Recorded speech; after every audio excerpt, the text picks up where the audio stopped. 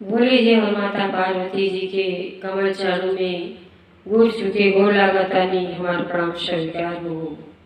माँ जगदम्बा भवानी के कमल चरणों में गोर छुके गोर लागतानी हमार प्रणाम स्वीकार हो। माँ जगदम्बा भवानी के कमल चरणों में गोर छुके गोर लागतानी हमार प्रणाम स्वीकार हो। सब देवी देवता के कमल चरणों में गोर छुके गोर लागतानी हमार प्रणाम स्वीकार हो। नीलम दीदी और हरिंदर भैया के कमल चरणों में गोर छुके गोर लागतानी हमार प्रणाम स्वीकार हो। सब गुरु भाई बहना के कमल चरणों में गोर छुके गोर लागतानी हमार प्रणाम स्वीकार हो। आज हम आप लोगों के बीच में महादेव जी की चर्चा में एक चेतावनी चर्चा यानी आपके जीवन से संबंधित बहुत सुंदर चर्चा कहे जाता है। छोटा सा कथा बा, एक कथा पर अमल करो ताकि बहुत कुछ सीखे के मिली। ई जो है बहुत रोचक और ज्ञानवर्धक कथा बा। कथा पर विशेषकर आप लोग ध्यान दे। गुरु बहना गुरु भैया कथा के पूरा सुनो और पूरा सुनने के बाद अपने प्रियजन में शेयर करो ताकि ज्ञान प्यार बटने से प्यार मिलेला, ज्ञान बटने से सबके अंदर ज्ञान बढ़ेला। तो हमारी रिक्वेस्ट बाकी आप लोग अपने प्रियजन में जरूरी शेयर करो और कथा सुन के आनंद उठाएं। अगर ये कथा हमारा आप लोगों के अच्छा लगी तो कमेंट में महादेव जी और माता पार्वती जी के नाम जरूर सब लिखो। काहे खातिर की नाम लिखले बोलले कहले से सब दुख के निवारण हो जाला। जब तक आप केहू के गुरु ना बनाई तब तक आपके ज्ञान के मार्ग ना मिली। कितना शिक्षा ग्रहण कर ली, स्कूल में शिक्षा जरूर मिलेला, ज्ञान जरूर मिलेला, लेकिन संस्कार तो गुरु से मिलेला। तो जब तक गुरु के संपर्क में ना आई तब तक ना अपन जीवन के लक्ष्य तक पहुँच पाई, अन्यथा आपके ज्ञान के अनुभव हुई। तो देखी एक बार को बाती हो जवन की रामायण की तरह आप लोग देखी मन ना भरेला, मन करेला कि कितना रामायण के बात सुनी, आनंद ही आनंद है रामायण में। तो जौने रामायण के लेखक वाल्मीकि जी रहनी, आज हम वहाँ के जीवन परिचय पर एक छोटा सा कथा कहे जाता नहीं। देखिए जब सांझ बा तब बिहान बा, अपने जीवन के अगर सुधारण चाहता नहीं तो क्षण भर में अपन जीवन नरक से छुटकारा पा जाए, स्वर्ग में चल जाए। लेकिन अगर नरक में रहल चाहे कितना हो ज्ञान की बात सुनो, अमल ना करो तो ज्ञान नहीं मिली। अब वाल्मीकि जी के देखने जब बात ना कर रहना उबार चोरी बदमाशी करत रहना, उनका यह लक्ष्य है। और जब है माई बेटा रहना, उनका पत्नी रही, वो बेचारा जे ही रास्ता में मिल जा ऊपर धन लूटी आ लूट के उधर ले जाओ, वही हुए उनकर अपन वही से जिए जीवन यापन करें। लेकिन उनके ही ज्ञान ना रहल कि खाए खातिर तो सब केहू खाई, लेकिन पाप के भागी केहू ना हुई। पुण्य में तो सहयोग सब केहू करेला, लेकिन पाप में ना माई साथ दियो ना पत्नी। एक बार की बात हो कि देखी जब पाप के घड़ा भर जाला तो महादेव जी के लोग से नारद भगवान जी चलनी और रास्ता में जब जाता रहनी तो महादेव जी कहने की जा रत्नाकर से जरूर मिलेगा तुम।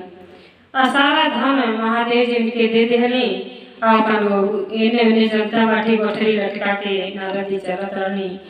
और जब आईनी बस रत्नाकर का कोई न घेर लेना, उनके बंदी बना लेना और कहना कि जितना तोरे साथे जना धन दौलत बा वो सब हमारा के दे दो, अभी ना दे दे तो के जाए कि ना।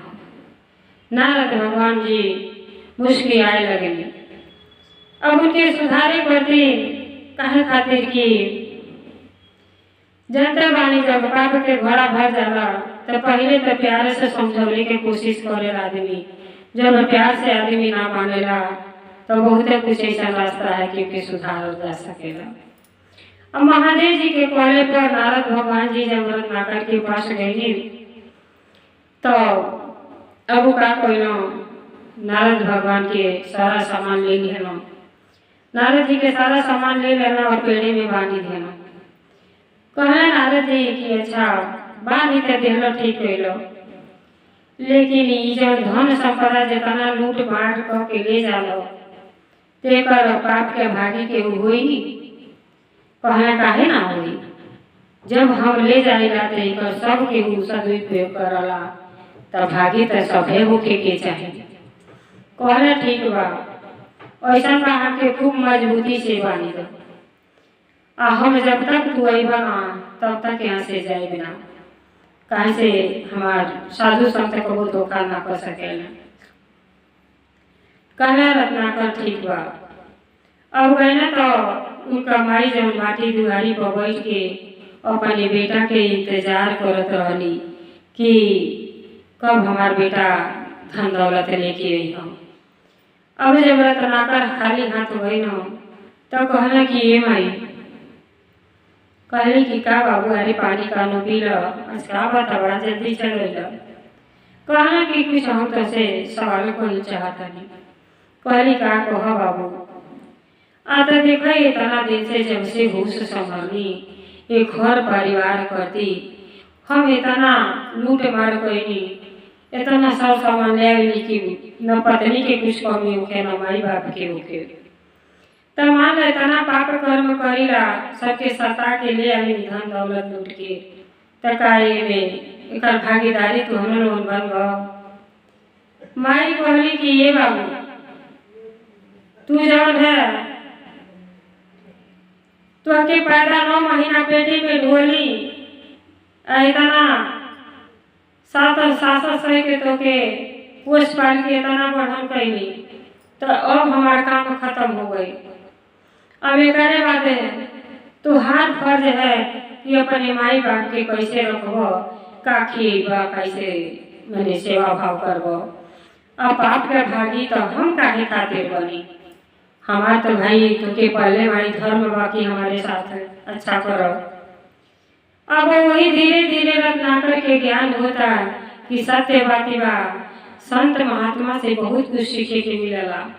ये तना के दिन से हम चोरी बदमाशी करता नहीं तो माइयों अन्न हकार देगी, तो चलो धर्म पत्नी से पूछी हमारा अर्धांगिनी हुई जरूर हमारे पाप के भागी हुई हो। अब जब वहाँ से रत्नाकर अपने धर्म पत्नी के पास गई हो तो पत्नी बड़ा खुश भैली, जल्दी की कुछ धन दौलत अपन कमा के ले ही आए जब पेशावा। कहना कि सुना तो से कुछ बात कहना चाहता है। कहली का आते इतना हर सुख स्वागत वैभव देला, दिन रात एक कह के लूट मार सब कर दिल दुखा के धन दौलत घर में ले आवेली, तकाए पाप के भागी के तू बनबू न आखिर खात तो सब है बा। कहली नाय नाय, अरे हम धर्म पत्नी तो होई, धर्म में साथ दे, धर्म के काजे करबे तो पत्नी साथ दे, लेकिन पाप के भागी हम ना बनो। काहे खातिर के हम पाप के भागी बनी। ई जन शरीर मनुष्य के 84 लाख जन के बाद मिलल बा कि हम कैसे के व्यर्थ कर दी, हमारे पाप के भागी हम ना हो। वही रत्नाकर के ज्ञान हो गई। देखी यही से कह जाला कि गुरु अच्छा गुरु बनावे के चाहिए, गुरु से बहुत कुछ सीखे मिलेगा।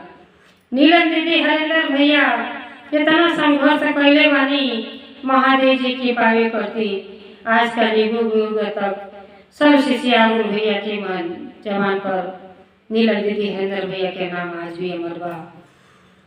तो वो अब जब वहाँ से रत्नाकर यानी आप लोग बहुत जन की नहीं पता हुई कि रामायण के लिखले रहा वो रानी वाल्मीकि जी। वाल्मीकि जी के असली नाम रत्नाकर रहा। अब जब वाल्मीकि जी जब वहाँ गईली तो नारद भगवान तो अपन चुपचाप बनल बाटी पेड़े में, अब मुस्की मारत है महादेव जी अपन कैलाश पर्वत से देखत हनी कि उते चाहत रहनी कि ऐसा ज्ञान हो जाए, कहा खातिर कि अगला कर्म बहुत अच्छा कैले रहन, अगला जन्म बहुत बढ़िया बनौले रहन। तो उनके ज्ञान दिलाही के रहन महादेव जी के, अच्छा कार्य करते उनके सौंपे रहन। अब महादेव जी पर्वत पहाड़ पर से देखत हनी। अब जब वाल्मीकि जी अइलो तो आके नारद भगवान के पैर पकड़ लेना, कहना कि हम बहुत भारी भूल कैली, हम तो यही थी में जियत रहनी कि घर परिवार के हर खुशी दे और जौन है पाप के भागी सबके बनी, लेकिन ये दुनिया संसार में कोनो चीज अपन नहीं तो आज हमके ज्ञात हो गई है, अपन आपके सामान वापस करते हैं। यही प्रति जौन है अपन सब बुराई छोड़ देता नहीं, आज से हम सत्य कर्म करब जौन से हमारा नाम रोशन हुई। वहीं से देखिए अगर आदमी बदलना चाहे इंसान तो क्षण भर में अपने जीवन के बदलाव ला सकेला। वही दिन से रत्नाकर यानी वाल्मीकि जी सब बुराई छोड़ देना और अच्छाई के मार्ग अपना लेना और कितना सुंदर रामायण के लेखक बनना, कितना अच्छा रामायण लिखना।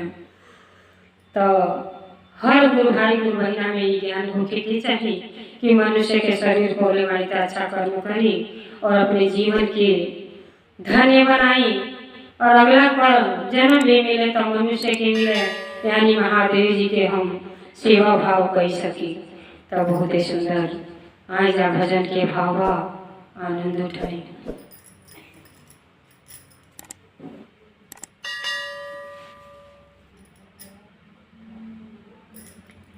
जगत में मतलब के सब यार, जगत में मतलब के सब यार, जिसके पास रहे धन दौलत, जिसके पास रहे धन दौलत, जिसके पास रहे धन दौलत, जिसके पास रहे धन दौलत, उसके रहे मित्र हजार, जगत में सब मतलब के यार, जगत में सब मतलब के यार, जगत में सब मतलब के यार, जगत में सब मतलब के यार, कोई किसी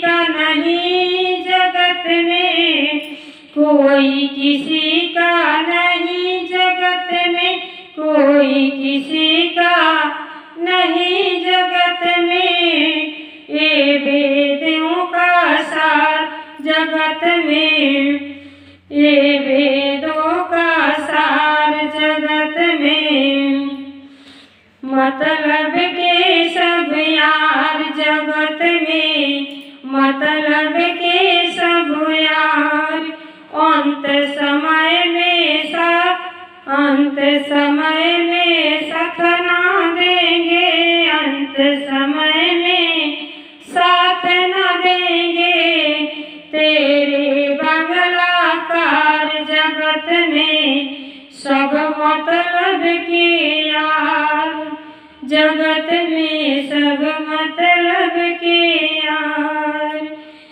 जगत में सब मतलब के यार, अंत समय में साथ न देंगे, अंत समय में साथ न देंगे, तेरे बंगला कार जगत में, जगत में मतलब के सब यार, जगत में मतलब के सब यार, माते पिता बहन और भाई, माते पिता बहन और भाई करते दुर्व्यवहार, माता पिता बहन और भाई करते दुर्व्यवहार, जगत में मतलब के सब यार,